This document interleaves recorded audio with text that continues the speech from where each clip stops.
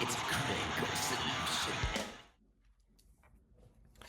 Bueno, vamos en este vídeo a completar el examen de PAU de Castilla y León de Física de 2025 de la convocatoria ordinaria.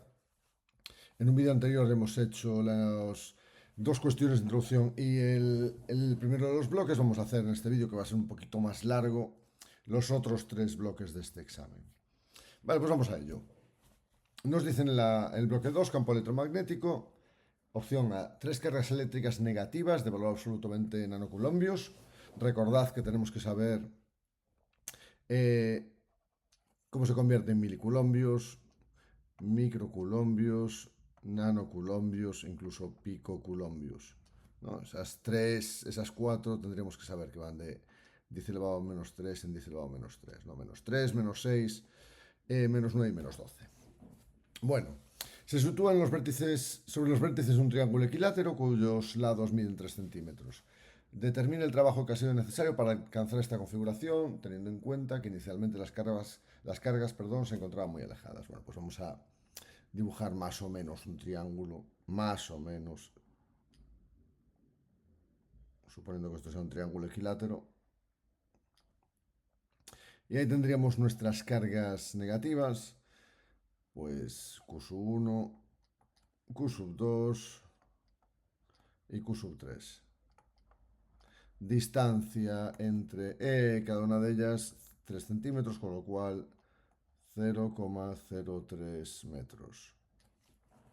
Bien, en este caso no nos pide nada sobre intensidad de campo eléctrico, y en el apartado B nos lo van a pedir. En este nos piden simplemente cuál es el trabajo que debemos realizar para traerlas hasta aquí. Bueno, pues el trabajo que se debe realizar es menos la variación de energía potencial, menos Q por la variación del potencial. Esto será menos Q por potencial final menos potencial inicial. Vale, ¿qué sucede con el potencial inicial? Bueno, pues el potencial inicial es cero porque estaba en el infinito.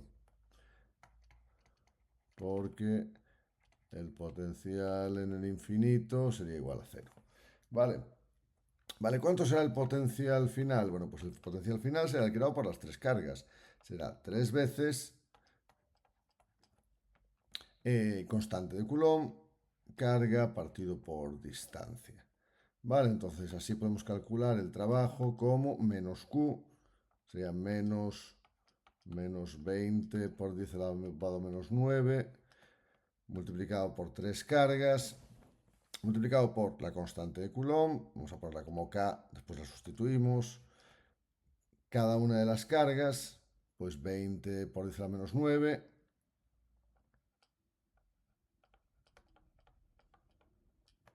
y dividido entre la distancia, que es 0,03.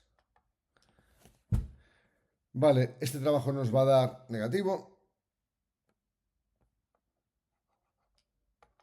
menos 3,6 por 10 elevado a menos 4 joules, ya que es un trabajo que nosotros tenemos que gastar para llevar las cargas hasta ese punto. Es el trabajo que nosotros realizamos, trabajo que realizamos sobre las cargas.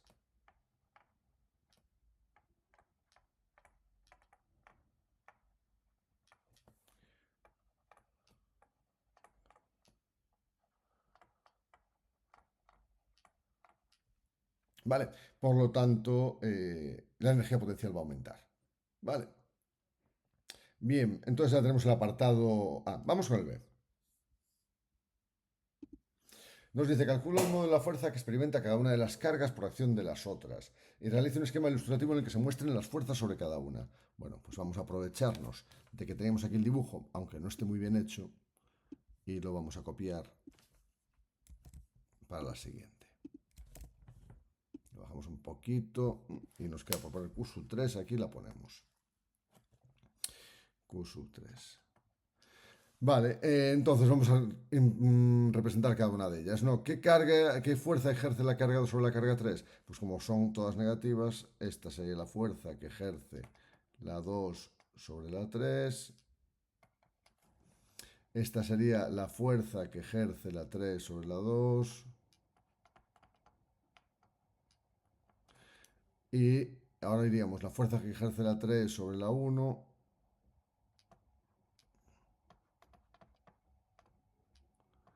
y la fuerza que ejerce la 2 sobre la 1, y voy a ponerlas en otro color, pues las otras dos fuerzas. Fuerza que ejerce la 1 sobre la 3 y así fuerza que ejerce la 1 sobre la 2, ¿vale? Todas ellas vectores. Bueno, pues ya tenemos la representación. Bien, y ahora calcule del módulo de la fuerza. Vale, se puede hacer en cualquiera de los casos, pues voy a hacerlo en el caso superior. Vale, lo calculamos para Q1. Bien, la fuerza que ejercen la carga 2 y carga 3 sobre Q1. Bien, entonces, ¿qué sucederá con estas fuerzas? Bueno, la fuerza que ejerce la 3 y la 2 sobre la 1 van a quedarnos solo una componente vertical hacia arriba porque las componentes X se anularán. Entonces, solo tendrá componente Y.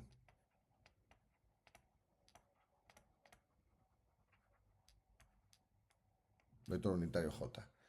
Con lo cual, ¿qué será? Pues será la fuerza que se ejerce sobre Q1 será 2, bueno, vamos a poner vector, la fuerza que ejerce cualquiera de ellas, pongamos la 2, por ejemplo, sobre la 1. Y de estas la componente Y. Bien, la calculamos, 2, fuerza constante de Coulomb, carga, el producto de las cargas, pues cada una de ellas será de 20 nanocoulombios, pues 20 al cuadrado por 10 elevado a menos 9 al cuadrado, podemos poner 10 elevado a menos 18, o hacer 20 por 10 elevado a menos 9 por 20 por 10 elevado a menos 9, dividido entre 0,03, que es la distancia al cuadrado, y multiplicado por, aquí tenemos un ángulo, que son 60 grados, pues componente vertical por el seno de 60. Esto es un 6, aunque no lo parezca. Con lo cual, la fuerza que se ejerce sobre la carga 1, ¿vale? Ya ponemos solo así. 6,93 por 10 elevado a menos 3, componente J Newton. ¿Y es coherente con el resultado del apartado anterior? Claro que es coherente porque las cargas se alejarán por sí solas.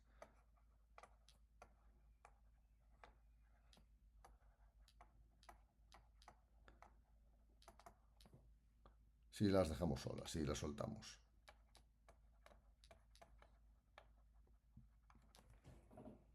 Bien, nos vamos a la siguiente cuestión. Vale, vamos con la opción B, que es campo magnético. Nos dice que consideremos una bobina de 200 espiras circulares de 5 centímetros de radio, situadas en un plano horizontal. Un campo magnético uniforme de 2 microteslas, 2 por 10 a menos 6 teslas, atraviesa de abajo hacia arriba la bobina formando un ángulo de 30 grados. Bueno, pues vamos a representar, por un lado, el vector de superficie de la bobina. Bueno, aquí tendríamos evidentemente los ejes de coordenadas, da igual, no es relevante ahora mismo, X y Z, por ejemplo. Y representamos el campo magnético que forma 30 grados con la vertical, con lo cual,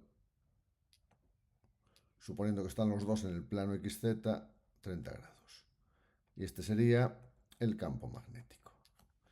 Vale, ese ángulo sería de 30 grados. Bueno, pues calculamos el flujo magnético. El flujo es campo magnético por vector director, ¿vale? Con lo cual tendremos módulo de uno por módulo del otro por el coseno del ángulo que forman. Sustituimos. ¿Cuál será el campo magnético? Como son 200 espiras, pues 200 por 2 por 10 a menos 6 teslas por el vector directo por la superficie de la espira, que será pi por el radio al cuadrado, 0,05 al cuadrado, y por el coseno de 30. Vale, hacemos este cálculo y nos dará 2,72 por 10 elevado a menos 6. Vale, Weber, o si queréis Tesla por metro cuadrado. Cualquiera de las dos opciones estaría bien, ¿vale? Ponéis una o ponéis otra. Quizás es más fácil poner Tesla por metro cuadrado y nos evitamos problemas. Bueno, y el apartado B nos dice que se invierte el sentido del campo magnético empleando 0,05 segundos en el proceso y que calculamos la fuerza electromotriz inducida. Vale, suponiendo que se lleva de manera lineal, porque si no tendríamos que hacer una integral. Bueno, pues la fuerza electromotriz es menos la variación de flujo. Esto es una phi de flujo. Respecto al tiempo, esto será menos flujo final menos flujo inicial partido por T, delta de T. ¿Qué pasa con el flujo final? Bueno, pues el flujo final, subes un poquito más, serán las 200 espiras por el campo magnético, 2 por 10 elevado a menos 6, por pi por 0,05 al cuadrado, pero como esto se va a invertir, el campo magnético aquí lo tendríamos hacia abajo, con lo cual el ángulo que forman sería de 150 grados. Vale, entonces sería por el coseno de 150. Vale, y nos va a dar menos 2,72 por 10 elevado a menos 6 Weber. Con lo cual, como una va a ser negativa, el final va a ser negativo y el inicial es positivo, ¿vale? Nos quedaría negativo menos algo que es positivo, negativo y negativo, sería el producto, sería multiplicar por 2. Bien, y entonces nos quedará 2 por 2,72 por 10 elevado a menos 6 dividido entre 0,05 y me vais a permitir un segundo para que lo calcule. 2 por 2,72 por 10 elevado a menos 6 entre 0,05. 1,09 por 10 a la menos 3. 0, 1,09, perdón, por 10 a la menos 4. Voltios. Vale, ojo, es positivo. Vale, porque acordaos que signo menos aquí, signo menos, los dos negativos, pero con el menos de que la fuerza electromotriz se opone a la causa que la provoca. Vale, ahí lo tendríamos. Vamos al siguiente bloque, que es el bloque 3, vibraciones y ondas. Nos dicen el 5. Calcule la intensidad de un sonido cuyo nivel de intensidad sonora es 7 decibelios más alto que otro de intensidad 4 por 10 elevado a 9 vatios partido por metro cuadrado. Bueno, aquí tenemos que usar que la intensidad en decibelios, beta en decibelios, es igual a 10 por el logaritmo en base 10 de I partido por I sub 0. Vale, entonces, ¿qué? Este es el 5. ¿Qué haremos con esto? Bueno, pues tenemos que para 4 por 10 a la menos 9 lo vamos a calcular. ¿Vale? Esa intensidad para 4 por 10 a la menos 9 será 10 por el logaritmo de 4 por 10 a la menos 9, uy, va, menos 9, dividido entre la intensidad física umbral 10 elevado a menos 12. Y esto nos da 36 decibelios. Entonces, si a esto le añadimos 7 decibelios, beta 2 serán 43 decibelios y eso es igual a 10 por logaritmo de, vamos a ponerle aquí, I sub 2 partido por I sub 0. Y de aquí queremos despejar I sub 2, con lo cual pasamos el 10 dividiendo, nos da 4,3, es igual al logaritmo de I sub 2 partido por I sub 0, que es 10 elevado a menos 12. Y tomamos 10 elevado a, ¿vale? Hacemos 10 elevado a x y nos queda que 10 elevado a 4,3 es igual a I partido por 10 elevado a menos 12. Bueno, I sub 2. Estamos llamando. Pues I sub 2. Por lo tanto será 2 por 10 elevado a menos 8 vatios metro cuadrado. Bien. Y ahora nos vamos a ir al 6. Vamos a abrir otra página nueva porque si no aquí no nos va a caber. Y hacemos el 6. que nos dice que tenemos un rayo de luz que atraviesa la superficie de separación, incide en la superficie de separación entre dos medios y se corresponde al ángulo límite. Vamos allá. Entonces vamos al 6, hacemos su esquema, tenemos la superficie de separación entre dos medios. Vale, aquí tenemos los índices que nos dan es n2 y n1 igual a 1.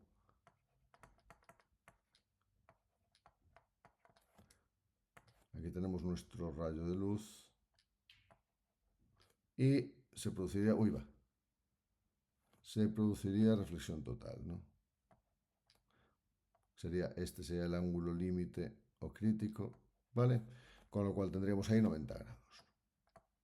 Si esto es la normal, aquí tendríamos 90 grados. Bien, y las medidas que nos dicen es que, en vez de darnos el ángulo, nos dice que estos son 13,4 centímetros y estos son 15 centímetros, con lo cual, bueno, pues hay que usar la definición de la tangente, por ejemplo.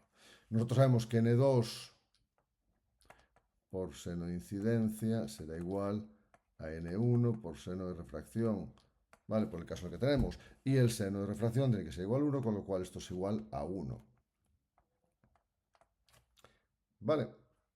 Bien, pues tenemos que calcular cuál es este ángulo alfa.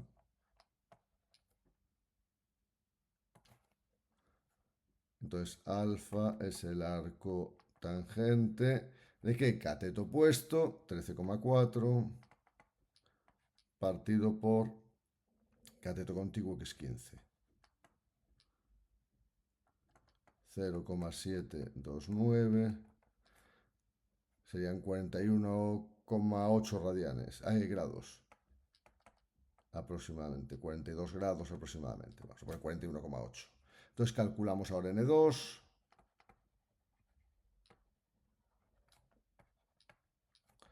y n2 será 1 partido por el seno de incidencia,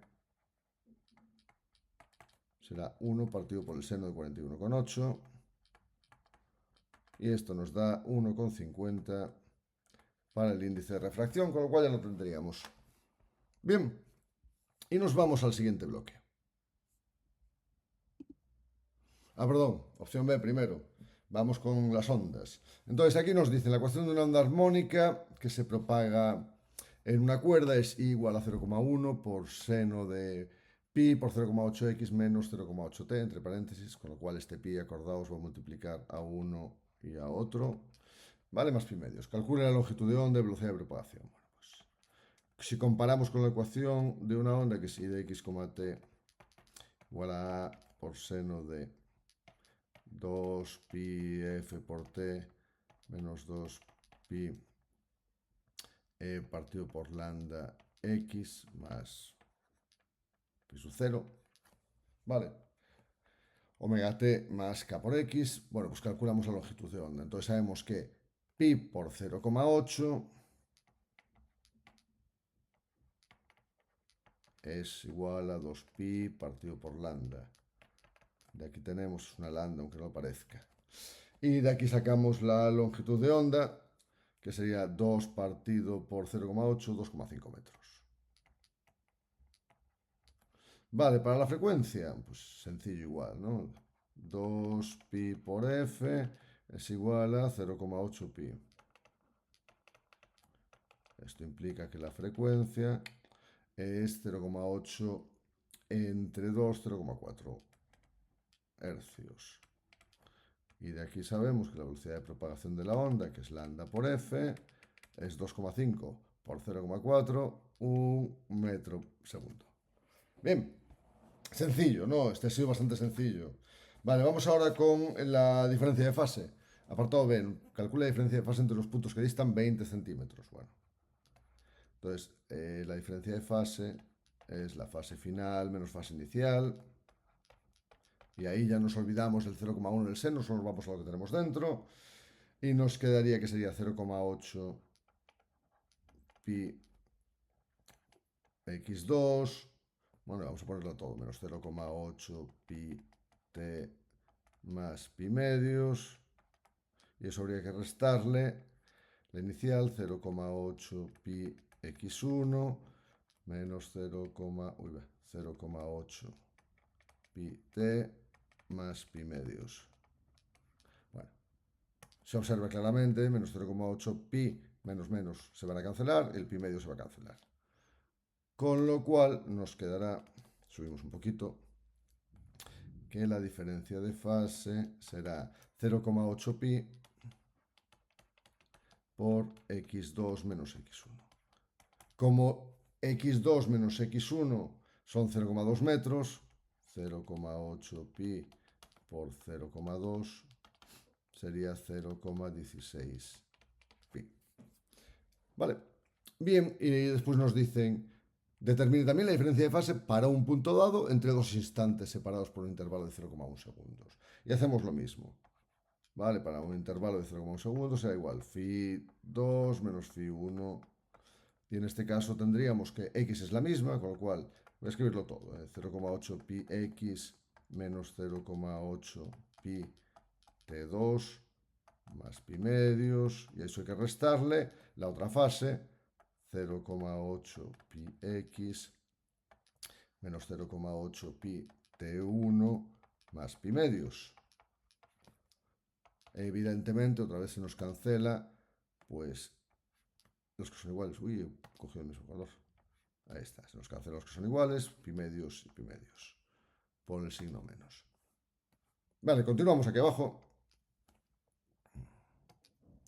Y nos quedaría menos 0,8 pi t2 menos y menos más 0,8 pi t1, que eso es igual a 0,8 pi t1 menos t2. Vale, como el intervalo de tiempo es 0,1, t1 menos t2 sería menos 0,1. Bien, menos 0,08 pi. Sería esa diferencia de fase. Evidentemente ambas expresadas en radianes. Y nos vamos al último bloque. Bloque 4, física relativista cuántica nuclear de partículas. Bueno, y nos vamos con la parte de nuclear. Bien, primera parte, opción A, 8, tenemos el estroncio 90 y vamos a ver qué hacemos con el estroncio 90. Es un núcleo radiactivo cuyo periodo de semidesintegración es de 28 años. Calcule, expresando resultados en el sistema internacional, la actividad de una muestra. Actividad es igual a lambda por n. Vale, entonces tendremos que obtener la lambda en el sistema internacional y el número de núcleos. Vale, pues vamos a obtener la lambda en el sistema internacional, será el logaritmo neperiano de 2 partido por el periodo de semidesintegración, logaritmo neperiano de 2 partido por los 28 años, pero pasado al sistema internacional por 365 días, por 24 horas, por 3600 segundos. Y hacemos este cálculo. 7,8498. A mí, nuclear siempre me gusta dar más cifras significativas, aunque en este caso tampoco es imprescindible, pero sí cuando trabajamos con defectos de masa, perdón. Bien, y ahora calculamos el número de núcleos. Número de núcleos. Nosotros partimos de 1 por 10 elevado a menos 3 gramos de estroncio 90. Vale, nosotros sabemos también que por un mol de estroncio 90 vamos a tener 90 gramos. Y que con un mol de estroncio 90, un mol de lo que queramos, vamos a tener un número Avogadro de partículas. Número Avogadro, 6,02 por 10 elevado a 23. Evidentemente, bueno, pues el gramo se va a ir con el gramo, el mol se va a ir con el mol, nos quedarán las partículas. Y las partículas que nos quedan son 6,689 por 10 elevado a 18 partículas, en este caso serán núcleos de estroncio 90. Por lo tanto, la actividad es lambda por n, solo tenemos que multiplicar 6,689 por 10 elevado a 18 multiplicado por la constante radiactiva 7,8498 por 10 elevado a menos 10. Eso nos da 5,25 por 10 elevado a 9 becquerel. ¿Vale? Segundos a la menos 1. Vale, esto sería el apartado A. Vamos con el B. Y nos dice, el tiempo necesario para que la anterior muestra se reduzca a 0,15 gramos. Pues vamos allá. B.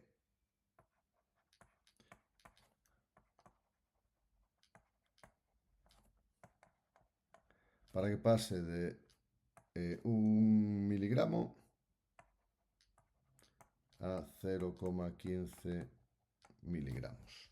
Vale, pues aquí tendremos que usar que la masa sea la masa inicial por e elevado a menos lambda t. Masa inicial 1 miligramo, 1 por e elevado a menos 3 por e elevado a menos lambda, y lambda es logaritmo neperiano de 2 partido por el periodo de semidesintegración, y lo vamos a expresar en años por t.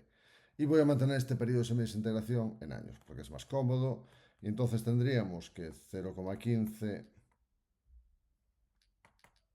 es igual a... Ya vamos a poner el por 10 a la menos 3, después los cancelamos. Por 10 elevado a menos 3 es igual a 1 por 10 elevado a menos 3 por e elevado a menos logaritmo neperiano de 2 partido por el periodo de semidesintegración por el tiempo. Pasamos dividiendo y dividir y logaritmo neperiano. Hacemos las dos cosas y nos quedaría que el logaritmo neperiano de, fijaos que este dice a la menos 3 se va, de 0,15 entre 1, que es 0,15, que nos tiene que dar un número negativo, será igual a menos logaritmo neperiano de 2 partido por el periodo de semidesintegración por t. T será igual a logaritmo neperiano de 0,15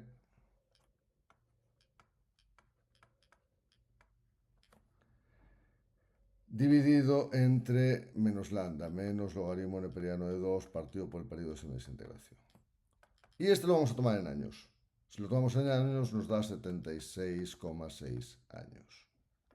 Vale, lo pasamos después a segundos, multiplicando, como hemos hecho antes, por 365, por 24 y por 3600, y nos da 2,42 por 10 elevado a 9 segundos. Vale, ya tendríamos ahí este bloque 4 casi listo.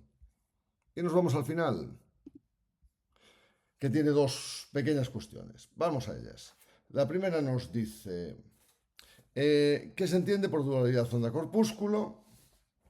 Y la segunda, un electrón, y nos va a pedir calcular la longitud de onda de Broglie. Entonces, 9. Dualidad onda-corpúsculo, teoría...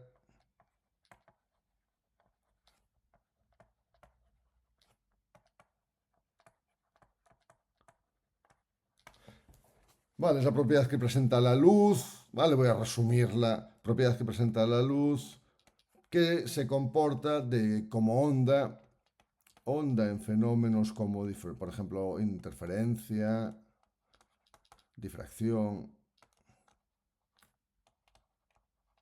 Y sin embargo la luz se comporta como objeto, como corpúsculo, en fenómenos como el efecto fotoeléctrico.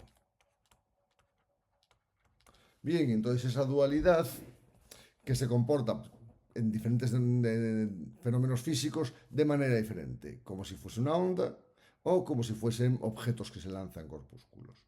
Y eso es lo que tendríamos que explicar. Vale. 10. Un electrón que se encuentra inicialmente en reposo es acelerado con una diferencia de potencial de delta V igual a 1800 voltios. El trabajo eléctrico que se realiza será Q por delta V ya en valor absoluto. Vale.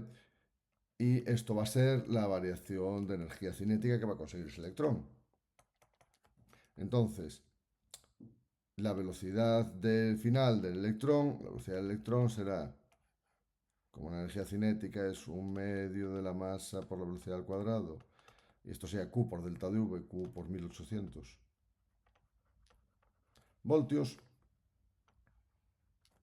2 por la carga del electrón por 1800 dividido entre la masa del electrón. Y eso nos dará 2,52 por 10 a la 7 metros segundo. Vale, y entonces determinamos la longitud de onda. Calculamos usando la longitud de onda de Broglie, h partido por masa por velocidad, constante de Planck, ya no pongo el valor, 6,626 por 10 a la menos 34, masa del electrón por la velocidad del electrón que hemos calculado. ¿vale? Dos datos que nos da el ejercicio y la velocidad del electrón que hemos calculado, y nos queda que es 2,89 por 10 elevado a menos 11 metros, la longitud de onda asociada a esta partícula, este electrón, que viaja a esa velocidad, y hemos acabado la PAU de Física de Castilla y León de la convocatoria ordinaria del 2025, y mucha suerte para este año.